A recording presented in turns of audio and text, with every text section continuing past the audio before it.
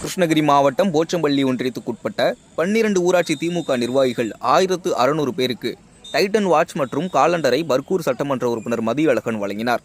போச்சம்பள்ளியில் உள்ள தனியார் மண்டபத்தில் இன்று காலை போச்சம்பள்ளி ஒன்றியத்துக்கு உட்பட்ட 12 ஊராட்சிகளைச் சேர்ந்த கிளை செயலாளர்கள் மற்றும் பூத் கமிட்டி உறுப்பினர்கள் என ஊராட்சிக்கு 100 நபர்கள் தேர்வு செய்யப்பட்டு அவர்களுக்கு டைட்டன் வாட்ச் மற்றும் காலண்டரை வழங்கினார். இதன் காரணமாக பாளைத்தோட்டம் சாலையில் பெரும் கூட்டம் கூடியது. இதன் காரணமாக சுமார் 2 மணி நேரத்திற்கும் மேலாக போக்குவரத்து பாதிக்கப்பட்டது.